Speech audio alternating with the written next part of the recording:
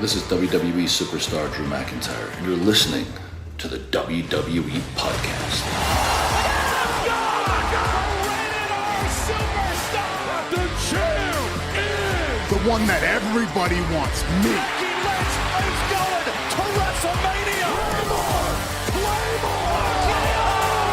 Austin 316 says I just whipped your ass. This is my iron. You're going to acknowledge me.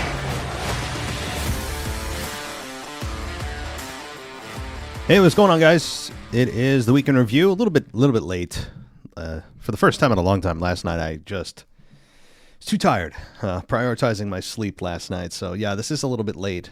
But we're here. It's Monday morning, the 14th of October, and we are ready to roll here with their Week in Review as the Crown Jewel event that can't come soon enough, because then once it comes, it can go away. It's just a couple of weeks away. The early November date, the first Saturday in November, right before Election Day, and we can say goodbye to Crown Jewel and get back to the events that we really care about, which is, of course, Survivor Series, which has been circled on our calendars, a lot of us, for many, many months, just because of the storyline with the Bloodline and what could result there, and the potential big returns, which one of them we've already seen, of The Rock, and we'll see what his role is, as he kind of came and went with no real explanation. I mean, I didn't expect him to be on SmackDown this week, but it would have been nice for him to just at least give us even via satellite or a pre-taped promo of some sort of what you thought, why you're back again. Even though you know why you're back, it would just be nice to have seen something. And, it's not really a complaint for those tallying my complaints throughout the show. It's not. Just kind of, I guess it stifles the momentum a little bit when you have your biggest star on the roster, and he is, whether you like it or not, come back, and then it's like another week or two before you hear from him again or more, and, hell, well, what can I say? Because guess what they did with Roman Reigns? He returned at SummerSlam, and he didn't speak for like 6 weeks. You remember that? I'm old enough to remember that. We didn't get an explanation. And to be honest, I mean, this Bloodline story is going exactly as many of us had expected. I still would have liked a little bit of a chapter between Roman returning and just instantly attacking Solo. I would have liked him to just have some kind of conversation with Solo. Maybe Solo dupes him in and then he gets beat down, something like that, instead of just rushing to the physical part of the program. I know that was months back now at SummerSlam, but it felt like we missed a chapter. He just returned and instantly started attacking. And then we got no explanation for 6 weeks. And we still really haven't gotten one. I guess it's just implied that he's angry because he tried to pretend he's the tribal chief when he's not. I guess that's the whole thing. I don't know. That all said, I still am enjoying it. It just felt like we skipped a few chapters to get here. I'd like a little bit more cohesiveness. That's just my preference. So, you guys do with that what you will, and maybe some of you don't care.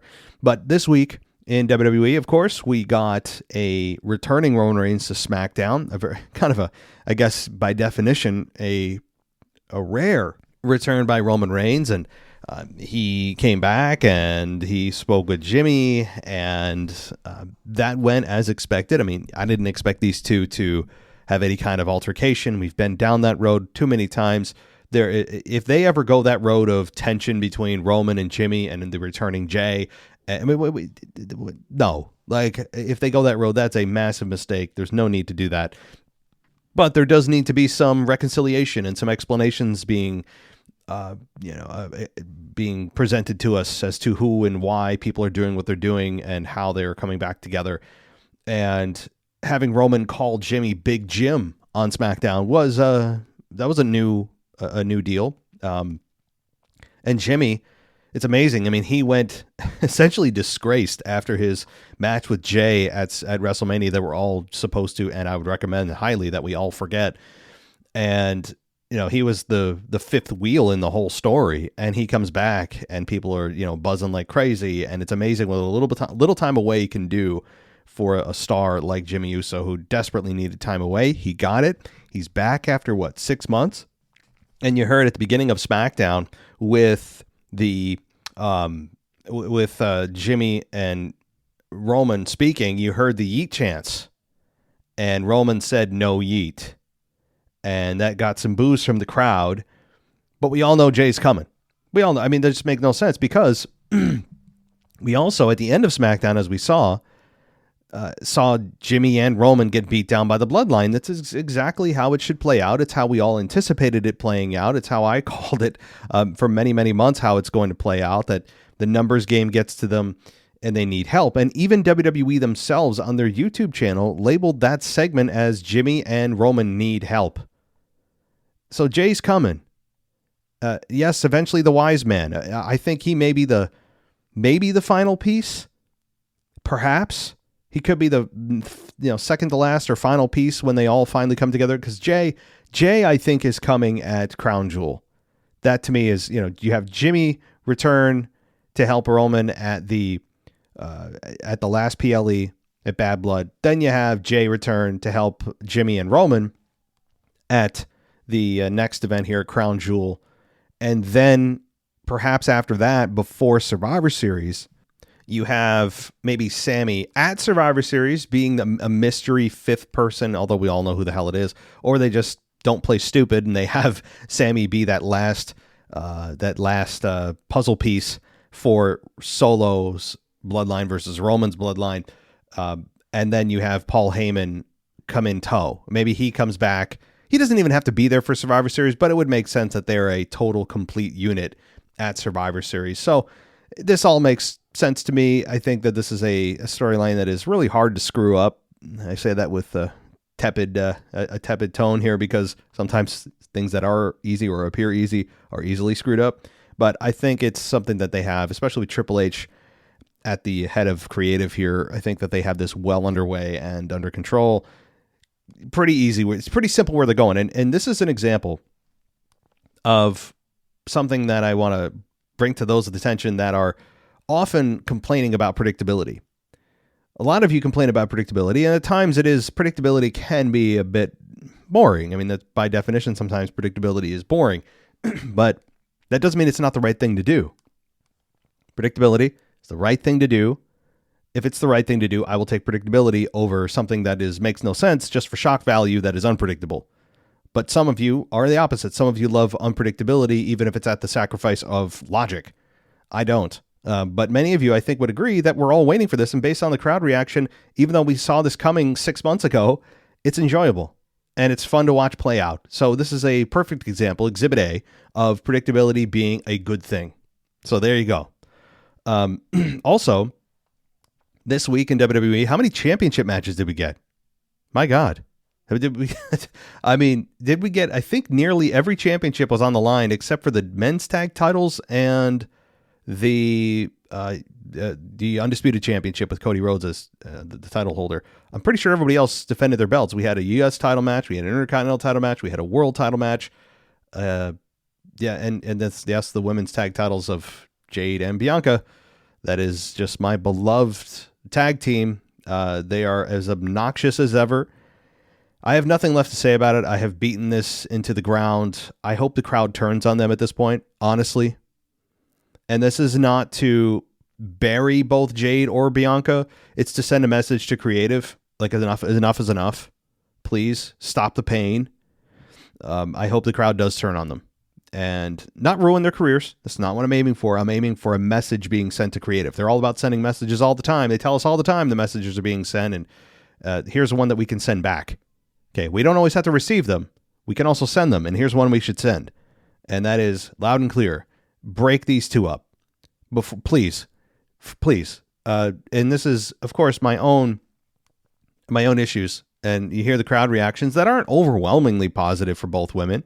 It's just mildly positive, and Jade is clearly the benefactor of this, but even at this point, we all know why she's in a tag team. This is not for Bianca's sake. This is for Jade's sake, to protect her weaknesses, because they can't have her in a singles role yet.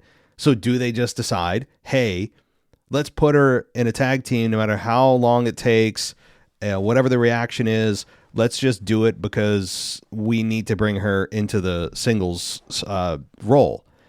And no matter what happens with the crowd, we don't care. It's just, this is the goal at all costs. And seems like they're going that road. Now, did I expect Jade and Bianca to lose this week? No. Especially against a team many of us haven't seen. No, hell no. This is just about giving them minutes, giving them airtime. And I will say this too. Many of you have been advocating for a women's mid-card belt. I am not of that belief, and I'll get into that in a minute. But first, I want to thank you. Welcome you to the WWE podcast. We're here almost every day, even if it's retro shows, throwback shows. We're here nearly publishing every day, and we are going to be continuing that. And this week, we're going to be joined, hopefully, with a new After Dark show. Although I will say, if you have an After Dark show, here's what I'm going to do. I will take open calls or open shows being sent to me for After Dark. Even if you haven't contacted me before, all right, even if we've never spoken before, here's what I'll do. If there are people out there who are just like, oh, well, I'd love to have a show about this, let's just send me the show. You don't even have to introduce yourself to me. I won't necessarily publish what you send, but what we need is some After Dark shows in the tank to be able to go. I don't want to republish After Dark shows. I want those who are going to be hearing them and on the NXT Plus and above tier on my Patreon to be able to get those shows because you deserve them. So let's do this. Anybody that wants to send me an After Dark show, just send it to me. Okay, I'll listen to them, and if I feel like they're good enough to be able to put on our feed, then I will. All right. And what's After Dark, if you ask? Well, it's it's a adult only version of the show. Doesn't have to be about wrestling, but it also doesn't have to be grotesque or profane just because you can be. So the only thing I ask is it's not ridiculous, right? Like, let's not go overboard with racial, political stuff. That's saved for another podcast I do, okay, which is called The War on Truth, if you want to check that out, by the way. That's what I'd say. Stay away from that stuff, and don't cuss just to cuss. If you want to cuss, go ahead. Because it's on a feed that's closed and locked behind a paywall of Patreon. But don't just cuss because you can, which means like every third word is the F word. That becomes more of a distraction than anything. And the other thing I ask is that we keep it in a quality zone, meaning you have a external mic of some sort. It doesn't need to be a $500 Shure microphone or a Yeti microphone. Even those are about $100. Doesn't need to be those. I've heard quality audio from very inexpensive external mics. Okay, so it can't be a laptop. Sounds like you're in a warehouse or in a aluminum basement. You know what I'm talking about? Terrible audio quality. We can't have that. So here's the requirements again. Send the show to me. If you just want to send it to me, it can be 15, 20 minutes or longer. It can be about anything. Doesn't have to be about wrestling. It can be about aliens, Bigfoot, life experiences. It could be about science. It could be about true crime. I mean, take your pick. Don't be profane just because you can be. If you throw in some F-bombs, then that's fine, but don't do it just because you can.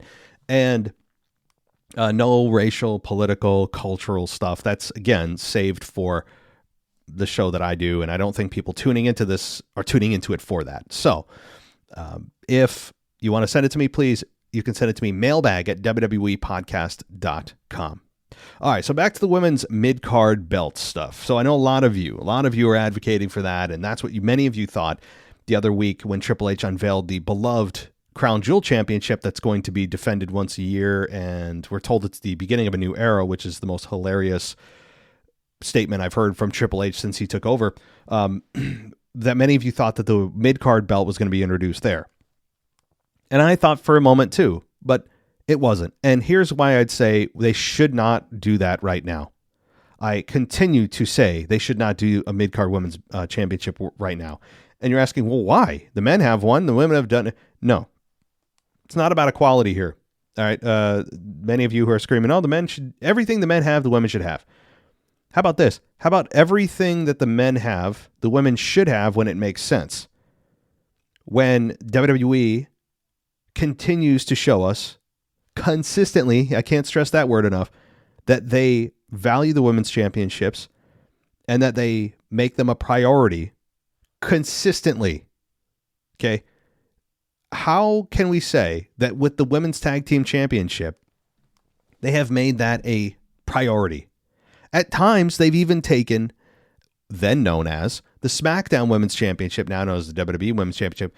There have been many times that has disappeared for months on end, and you forget who it is, a la Io Sky's run as champion. Again, she was then known as the SmackDown Women's Champion. They have taken her at times, taken that championship at times, and made it disappear. They've become magicians, and abracadabra, it doesn't exist. They've done that. So when they're doing that to a top championship, and they do that to women's tag team championships, then what the hell are we doing? And even with Rhea Ripley winning at last year's WrestleMania 39, when she won it, you had her not defended or even be talked about that she's the women's champion for a good 5 to 6 months until Zelina Vega popped up and was one of her challengers when they went to Puerto Rico for one of their, it was a Backlash. I think it was Backlash. And the crowd was going wild for Zelina Vega. And after that, though, like, you forgot that Rhea was even champion because she was so involved in the Judgment Day business. All of that to say, there have been many examples of WWE throughout the years, especially with the Women's Tag Team Championship, that they have given it little to no time. It disappears for extended periods of time. They never seem to make it a top priority. And I'm not saying it needs to always be the main event of Raw, like suddenly they just flip. No, but they need to show you that they can manage the current championships that they do have before introducing new ones. And they have not shown that to me. So yes, Nia Jax, I think, is a better champion than Bayley has been. Not that she's a better wrestler, but that this just, her character seems to be more of a priority. Her in-ring has improved immensely. Her character has improved immensely from when she returned to WWE at the Rumble last year. All of it has been much better than Bayley's run. But yes, Rhea Ripley was women's champion. She had to forfeit it because of her injury. Liv Morgan has done wonders with that. Her career has skyrocketed, all of that, and that's true.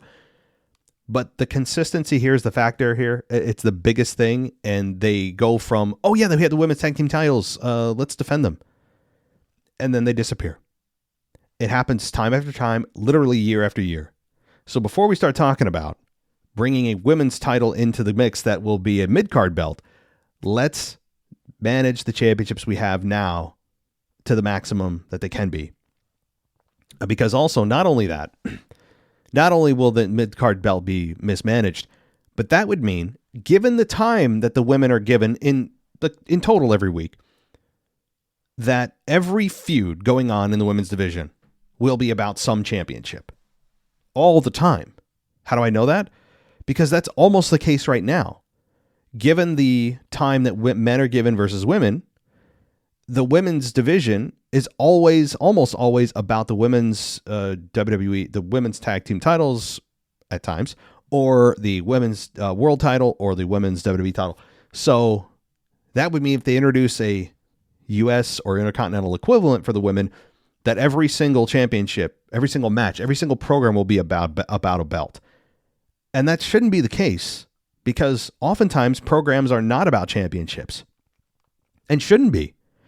There are times when a belt is introduced that it actually detracts from what's going on in the program because you want it to be about a personal score to be settled, a blood feud. Look at Drew and Punk. Look at Roman and Rock eventually, or Roman and Solo. That's not about a championship. Yeah, these are top programs going on right now, or with Punk and Drew it was. And with Seth and Punk, that will not be about a championship when we get to that, probably at WrestleMania 41. So many programs are not about championships with the men, and it's very enjoyable, and it changes things up. And yes, the structure of WWE and pro wrestling in general is about championships, because you're supposed to believe that the guys and gals there are there to compete for those belts, but they can get sidetracked with blood feuds, personal scores, just things that have nothing to do with the championships. And if they introduce a mid-card belt now, with the little time that the women do get comparatively to the men, you're going to have everything about championships. And that women's title, you can guarantee, will nearly be competed or defended on a weekly basis. They're going to make whatever the U.S. championship equivalent for the women is, defended weekly. All right, so I don't want that right now. I hope that makes sense to you guys. And that's the argument against it. The only argument for it is that many of you are like, well, that makes sense because the men have one. Why can't the women? That's it. That's the whole argument, is the men have it, so the women should. That's the whole argument. Because some of you may say, well, they give something for so-and-so to do or so-and-so to compete for. Again, I will turn you to deep storylines, programs, and I think having a women's championship mid-card belt introduced is a crutch. It's an out for having to actually create good storylines that people care about. Because with a championship, it deodorizes a little bit of the bad creative because you're like, oh, well, okay, the belt's on the line. I don't really know what the hell's going on here or understand the program that well, or it's kind of cold, but okay, the belt's on the line. So it deodorizes a little bit of the, I guess, lack of storyline development. So I could see why WWE would, but as fans, I hope you kind of come to your senses here instead of just, oh, well, the men have it, so the women should. It's like, that's a bad argument. It's a bad argument. All right. Well, I went on a rant too much about that. Let's move on to something that did happen this week, and that is a U.S. title match. LA Knight versus Carmelo Hayes. And this match was 9 minutes. A little bit short from my liking, but nonetheless, still a good match. A good exposure for Carmelo Hayes, which I still don't know what he is. I guess he's a heel. They flip-flopped many, many times, kind of just putting him in whatever role they need him to be at that moment. But you know that he's going to be good in the ring, and he always seems to deliver. My God, though, the finish here of LA Knight winning isn't the surprise. We all knew LA Knight's going to win. But that BFT that Carmelo Hayes took, I thought that Carmelo Hayes died on the spot. I mean, I'd love to see that in slow-mo to see how he covered himself. I would imagine that he didn't put all of that load on his actual head and neck. But, oh my God. And you see those spikes from time to time. AJ Styles has done it many times. And you see them and you're like, damn. You know, like you are, even if they do it safely, right? They still are putting an unnecessarily amount of risk on themselves, even though it does look awesome and it does bring the crowd to, oh my God. Is that person dead? Is the X going up? Are they pulling the stretcher out? Like, did they break their neck? It does have that reaction, and 9 times out of 10, it's done safely and the way it should be done. But there is that moment you're just like, oh my God, and it does increase the risk significantly to sell it like that, if they're trying to sell it like that. So when Carmelo Hayes did that, I'm like, whoa, like I don't think anybody's sold the BFT that way. It's supposed to be sold more like just kind of a face plant instead of like a DDT, but very, very well done by Carmelo Hayes there. LA Knight and the Carmelo Hayes, really fun finish. They rehearsed that pretty well, and it wasn't the smoothest finish. There were like slight botches, but LA Knight getting the victory made total sense. Andrade at ringside did distract Hayes a little bit, and Andrade seems to be in the mix here. LA Knight at the upper mid card is still getting big reactions. You do wonder if they're eventually going to put him back, into the not just the world title mix, but the undisputed title. I mean, this is why I have been a big advocate and was a big advocate. Many of you were too, of putting LA Knight on Raw during the shakeup during the draft, because he was already on SmackDown. You're like, all right, perfect place for Raw. He can go compete for the world title. Even if he doesn't win, he's in the mix. And they didn't. And they made him a U.S. champion, which is fine. And it feels like he's a year behind, though, what many of us wanted him to be. Before this whole thing, or when it started, the whole LA Knight movement, we were, he got into the ring with Roman Reigns when he was still the champion. And you're thinking, well, maybe, but probably not. And he doesn't win. And you're like, all right, make him U.S. champion. And it took forever and a day to get there. Even LA Knight said this feels like way long overdue, and it does. It feels like they're a year behind what the fans have wanted. And now he is U.S. champion, but I still believe that he should be competing for the world title over on Raw, because you're not going to have LA Knight versus Cody Rhodes. It introduces a whole host of problems because they're both baby faces. You don't want Cody to be turned on yet. And also, he just became champion, so even if there was a case for LA Knight to win, or for him to compete for the championship, you're not going to have him win because Cody just won it in April. It's a mess. So he would fit much better over on Raw. That said, Gunther's also seemingly just won the belt a couple of months ago. He's not ready to drop it, not anywhere near it. So you have champions both in Cody Rhodes and Gunther that are well-established champions that you don't see any reason why they should drop the belt even within the next 3 to 4 months. Up until WrestleMania, I could see both men still holding the belts. I think here's an argument, or here's a conversation you could have, or one that I toss to you guys to maybe email me with on your mailbag. Who drops the belt first, Cody or Gunther? I would argue it could be Cody, because if The Rock is not competing at WrestleMania 41, pretending he's not, again, we went through that whole rigmarole last week, if he's not, then you could have Cody versus The Rock, and The Rock could potentially win the belt. And if he doesn't compete at WrestleMania, that would be a bit of a shame, but I guess, I don't know, maybe I'm talking myself out of it, because if The Rock wins, then why would he go away and not compete for defend the belt at WrestleMania? That would make no sense. So, well, that was embarrassing. I was trying to make the case that The Rock could beat Cody, and then Cody competes with Randy Orton at WrestleMania. But I don't know. Lots of ways to go here as we get through. But there is a case to be made that Cody drops it before Gunther. I don't want Gunther to drop it for like another year. I mean, I don't even know if do I even ever want Gunther to drop the belt? I mean, like, ever? I don't know. I don't see a reason, a need. Gunther continues to show how good he is on the microphone. His new look of the suits, it's sharp looking guy. He doesn't have any heel backup. Like, it doesn't have any. Yeah, he has Ludwig Kaiser, but he's coming and going. He's not really a mainstay in his matches. Ludwig is kind of on his own a little bit. The Giovanni Vinci has gone into oblivion. So Gunther doesn't need anyone, but he is continuing to thrive without help. So moving on. Okay. We, let's see, I saw something about here. Because I don't want to miss anything. I'm reading a description because I don't want to miss anything here that was big that happened. We had Jimmy Uso walking backstage. He was encountered by Cody Rhodes, who thanked him, and Jimmy told him to consider it a favor but not expect more. Cody warned Jimmy that Solo isn't the same guy when Jimmy left. Jimmy said it's family business, and Jimmy said it looks like Cody is handling things on his own and said respect before walking away.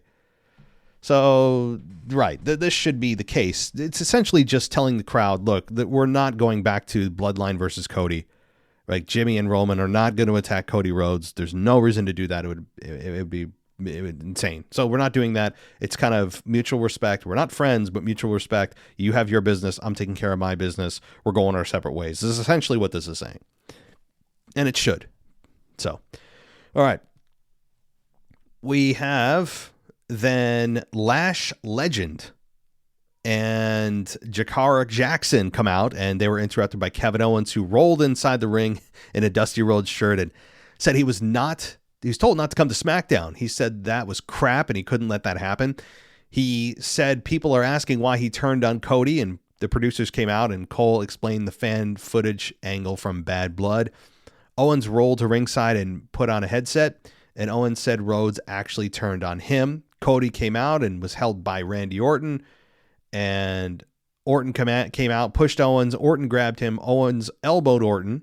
Orton then punched Owens in the face and told everyone, calm down. So tension between Orton and Owens boils over here, and it boiled over even more later in the show. So then we get, though, Bianca and Jade versus Lash Legend and Jakara Jackson for the women's tag titles. First of all, beyond the preposterousness of this being 2 minutes, again, the disrespect to the championships, and no better way to have the crowd turn on these two than have 2-minute matches over and over and over. Really just supporting and accentuating Jade Cargill's limitations, or at least perceived limitations by fans. No better way to do that than have 2-minute matches. We have two women who, how the hell did they earn this opportunity? I guess just by being breathing human beings. By being female and breathing, I guess, is the qualification now. You have to just be standing in some kind of, within a certain radius of one another. You have to be alive, and you have to be just backstage. And creative will come up and say, "Hey, oh my God, we got new tag title contenders. You guys are the number one contenders."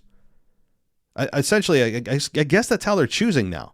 I guess that's how they're anointing who are the challengers for the women's tag titles, just to be alive and female. That's it. So pretty high bar here, but they did attack from behind. They attacked Jade and Bianca from behind, and then Legend bumped Belair to ringside. Jackson dropped off the apron, held Belair.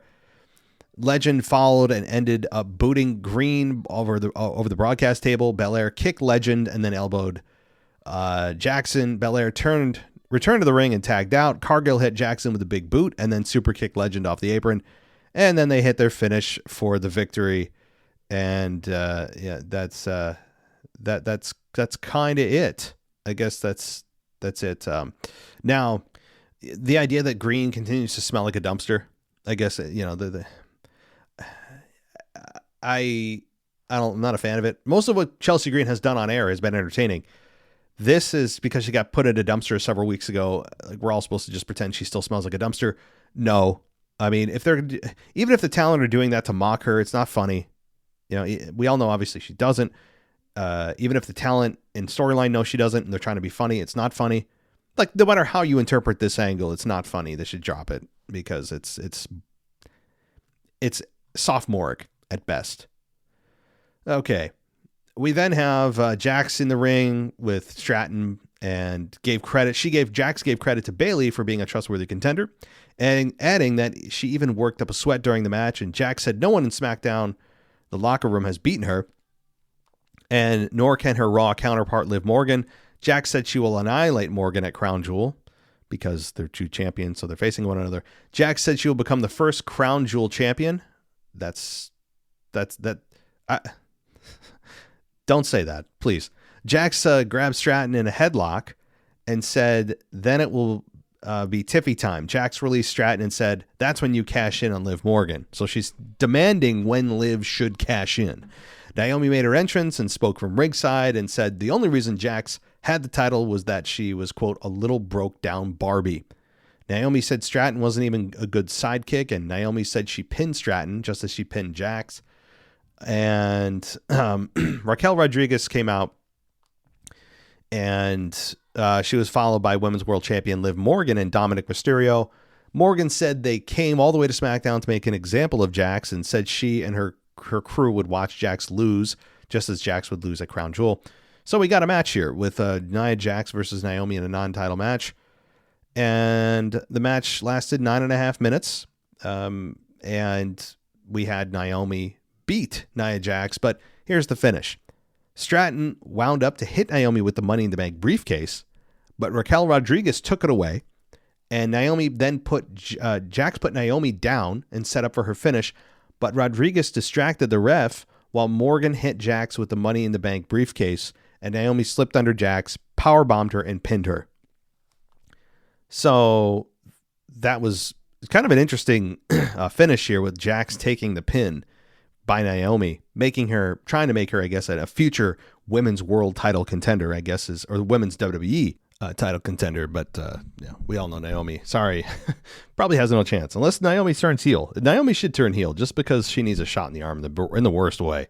It's just the same old Naomi, and it's not necessarily a bad thing, but it's just stale at this point. I want to see what a heel Naomi looks like. So, all right. Rhea Ripley's music entrance played, and that's where Morgan, Dom, and Rodriguez were standing on the stage. Rhea Ripley ran out, roughed up Rodriguez, and then Ripley glared at Morgan and Dom rolled inside the ring. Jax grabbed Morgan. Ripley entered the ring and cleared Jax with a big boot. Ripley threw punches at Morgan until Dom distracted her, and Rodriguez pulled Morgan to the floor. So, what the hell? I have no problem with Liv being there because while I am a big nerd when it comes to adhering to brand rules and the split, you guys know that, it makes sense that they're both allowed to be on each other's shows simply because they need to build to the event at Crown Jewel because they're just supposed to face each other, which I still find stupid. They're trying to make Crown Jewel as big as possible because the money from Saudi Arabia says so, but it it really hurts a lot of what's going on. It stifles the momentum of what's going on each brand. That suddenly we're supposed to have a co-branded event. We're supposed to have the champions face each other.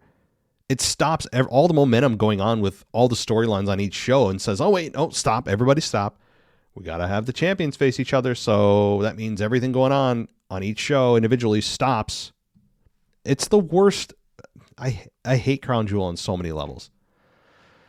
Okay. But the fact that Liv is there again, fine. Even Dom, while I don't agree with it because he's not a part of the show, he is in tow. He's part of Liv's personality. Fine. But what the hell's Rhea Ripley doing there? She has nothing to do with the event at Crown Jewel. I'm done with. I mean, I don't know what. Sure, Rhea Ripley's a big star. Got the crowd booming. She was unexpected to be there. But why? Why is Rhea there? Okay, she's there to chase Dom and Liv. She could do that on Raw. Okay. Before I go into Oblivion, let's move on. And again, the announcers don't even care. There's no security. Announcers don't care. No one gives a damn. All right. So Carmelo Hayes then complained to Nick Aldis about Andrade's involvement in his title match. Aldis pointed out that Hayes and Andrade were tied 3-3 in their matches and booked them in a Game 7.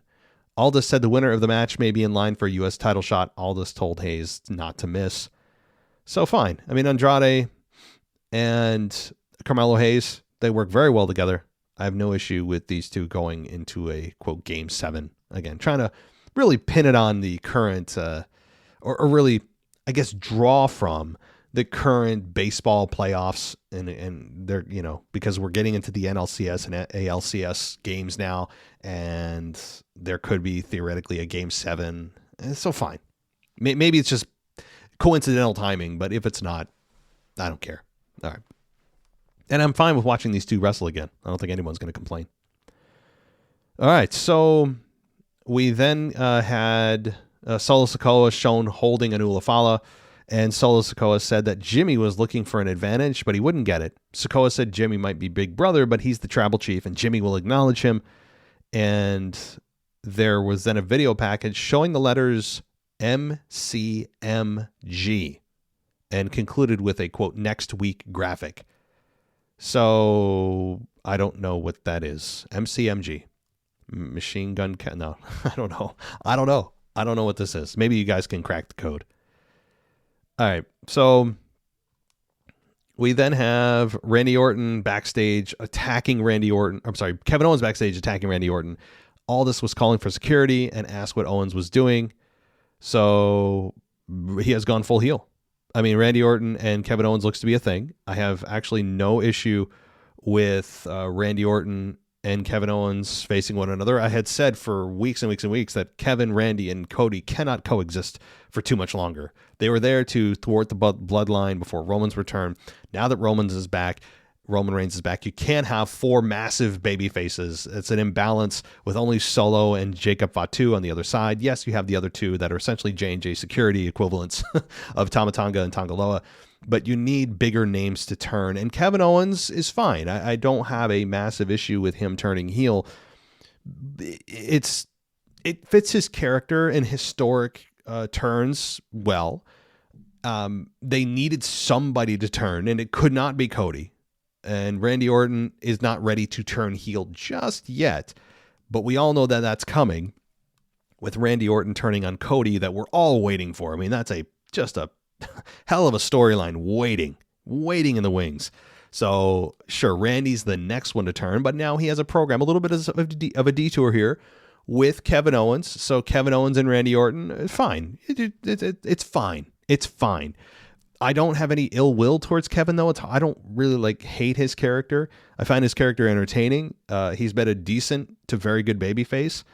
Randy Orton, we all know, has the same capability to turn on a dime, so I don't really trust his character either, and that whole RKO to Cody Rhodes is coming very soon. So fine. You want to have these two duke it out on a PLE? Cool. I actually have I'm not being patronizing. I have no issue with it. They'll have a very good match.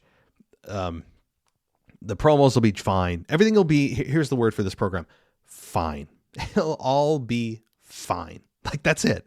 That's not good, or that's not outstanding. That's not bad. It's just fine. It's like a B program because people know that this isn't really going to result in much.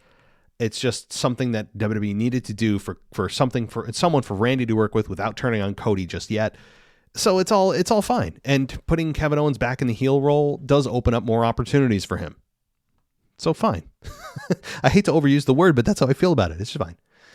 Okay, so Jimmy versus Solo Sikoa then took place, and we that was the main event, I believe, and we had a decent match. To again, very good match. We had the finish of this with Solo beating Jimmy in 14 minutes exactly, if you're counting at home, and the finish was Sikoa tried to take advantage of the distractions.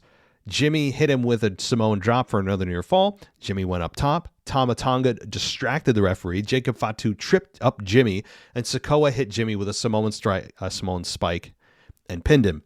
After the match, though, Tonga and Loa attacked Jimmy while Fatu stood with Sikoa. Roman Reigns' music hit, which, by the way, can we please go back to his previous? His current one it's okay. But it doesn't, as a emailer or a listener who emailed us a couple weeks ago said, it doesn't lead to anything. It's a build that doesn't lead to anything. It's like, where's the big drop? If you guys are into techno or electronic dance, there's always that, like, there's the drop. There's no drop here. It's just like an introduction of an entrance music that keeps just looping itself. There's no like definitive boom, here it is. Whereas his previous music was perfect. I had no need to change it. I know he turned babyface, but his music would have been cheered regardless. This additional change to his music doesn't get him over any further. It just makes me wish for the previous entrance music. It makes me go, why did they change this again? I don't get it. I don't hate it. I just go, there's no need for it. The previous music worked just fine, and he was getting cheered with that music anyway. All right, anyway, the whole story here was Roman Reigns cleared the ring, but he couldn't, the numbers game got to him. He couldn't overcome the numbers game. He eventually got Samoan spiked. It continued the narrative of they need help. That was Jimmy's plea to Roman, we need help. And yes, that leads to Yeet. It leads to Jay. It leads to Roman reconsidering his no Yeet comments earlier in the night. That's what they're going for. And they'll get there. So a solid, effective SmackDown championship, a couple championship matches, and a continued build towards Crown Jewel that I think will culminate into a, you know what, if it wasn't named Crown Jewel, I probably wouldn't hate it as much. I think the Crown Jewel brand has been stained so much that if we called it something else, even if they called it like Great Balls of Fire, I probably wouldn't hate it as much. But there's just so much political crap in the background. And you guys can do your own research. I won't talk about politics on the show, but go do your own research on the Saudi government. And when they use WWE as a propaganda arm during their events to talk about how beautiful the city is and how far they've come with women's rights, just go do your own research, right? That's all I'll say about it. Do your own research and you'll go, oh my God.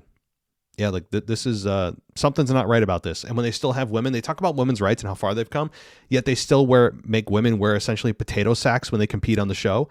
They get almost no reaction when they're out there. I mean, remember when Kairi Sane, she re-debuted at last Crown Jewel, if you recall. I think it was Crown Jewel. The crowd didn't give a damn. Bad place to have any return for the women. Really bad place for them to do anything significant. Just because of the history of things there with the women and the lack of seemingly interest in the women's division generally over there, based on the reactions. And I don't know, just bad feels overall. Again, just say, do your own research and you'll go, oh boy. So I'll just leave it at that. And so anyway, let's talk though very quickly. I am running a little bit out of time here. Let's go to Raw very quickly and some of the highlights. I'm not going to go through every match like I normally do, but the big highlights were Punk coming out and essentially teasing retirement, essentially teasing that he could be done. He's sore, he's beat up, he doesn't know when he'll see us again. And then he came face to face with Seth Rollins, which tells us everything he just said is a bunch of nonsense. Of course, they're going to get to Seth and Punk, but Seth goes away. Drew didn't even make it on the show. But that's great for both men. I said this in my last show, I think, was that Punk and Drew not only make sense character-wise to take a break, but on an actual human level, they deserve time off to heal their bodies, recharge their batteries mentally, physically, psychologically, spiritually, all of the things. They deserve time off. Give them 4 weeks off, 5 weeks off. Get them ready for Survivor Series. I don't need them on my TV. And I don't mean that disrespectfully. I mean that in an actual, like, I appreciate all of what you guys have done for this program, especially Drew McIntyre, over the last 6 months. You guys have killed it. You had a hell of a Hell in a Cell match, and it's time to just take some time, reset, recharge, come back for Survivor Series, and let's go. So if we don't see Punk or Drew for the next 5 weeks, I'm cool with it. You know, I don't need them returning at Crown Jewel, even shortly after. Anytime before Survivor Series or at Survivor Series. I mean, it could be that long that we have CM Punk and or Drew return. Now, I don't want them intermingling in their programs. They can coexist on the show. They just have separate stories. That, to me, is where you go. You don't go to a fourth match at all. It's done. It's over.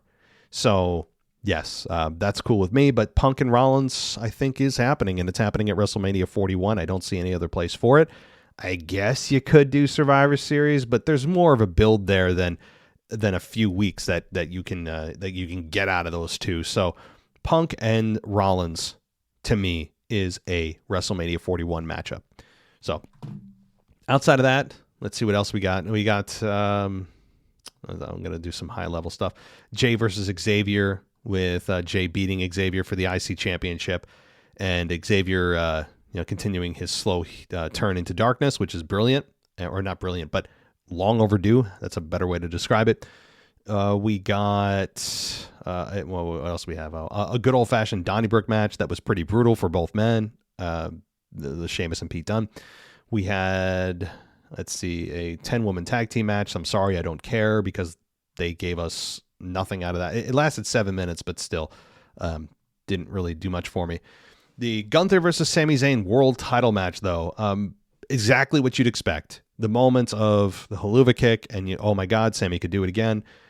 You got exactly what you expected to get. It was exactly as advertised. The close but no cigar story with Sami is exactly what you'd expect and hoped for, and that's what you got. Sami Zayn didn't win. My God, he shouldn't have won. Gunther should have won, and he did. This is a match that was physical. It was, to me, I never had a moment where I'm like, oh my God, Sami could win. I didn't have any of those moments because it's so far-fetched given how awesome Gunther's doing and how Sami Zayn just never seems to win the big one. All of those factors put together, it made no sense. So Sami goes back to, who knows, as I said, probably the upper mid card, challenging for the IC title. Maybe him and Jay will have a little bit of a scuffle. Maybe him and Jay will, even though they're friends backstage and all that, they'll probably have some kind of interaction of, oh, I don't know, man, that belt looks pretty good. And maybe they'll end up having a program, a very kind of a gentleman's program. And maybe Sami will take the belt from him. I mean, who knows? So Jay can go over to the Bloodline reunion. There's also a chance, though, that Jay still remains as IC champion, even though he's going to reunite with Roman. So maybe it's just a one-night only reuniting with the Bloodline for Survivor Series. And that's, to me, a better way to do it. If instead of having him drop the belt, I think that's a better way to have Jay have his cake and eat it too, where he's still Intercontinental champion. He's not moving to SmackDown, and nor should he. It's a one-night only reunion of the Bloodline to take out Solo Sikoa. And then Jay could, boom, resume his Intercontinental title storyline immediately following Crown Jewel. Or I'm sorry, Survivor Series, not Crown Jewel. So anyway, I do expect fully for Jay to come to his brothers and Roman's aid at Crown Jewel. That seems to be where they're headed. So, all right, well, that'll do it for me here on the WWE podcast as we roll through this week in WWE. Well, again, for those of you that want to send me a After Dark show, please keep it as, well, I don't want to say it's not PG, but keep it within the realm of reason when it comes to cussing and stuff like that. It is After Dark. There are no rules, but as I said earlier in the show, send it to me at mailbag@wwepodcast.com. So just send it to me. Again, audio quality is key. I don't want it sounding like crap. have to be honest. When you hear shows, and we've published them sometimes where they don't sound great, it's not a fun listening experience. So if you guys can give me as good of audio quality as you can and make it 15, 20 minutes or more, you can make it longer, but at least I'd say that around the 20-minute range for a show is good for After Dark, and send it to me. And any of those that are good, yeah, maybe we can continue on with that, or maybe we can publish a few of them that are good. I mean, so it all depends on how many I get, how good they are, what the topics are. Keep politics and religion out of it, and that's really all I ask. So, all right. I hope everyone enjoys the rest of their day here on this Columbus Day. And many of us have it off as a federal holiday, so enjoy it. Enjoy the rest of the week. I'll be back tomorrow night with our Raw review, so enjoy yourselves, guys, and I'll talk to you next time. Thanks for listening to the WWE Podcast. Don't forget to subscribe on your favorite podcast app so you don't miss a show, or head to WWEpodcast.com. And for all of these shows ad-free, head over to patreon.com/WWE Podcast. Until then, we'll see you next time.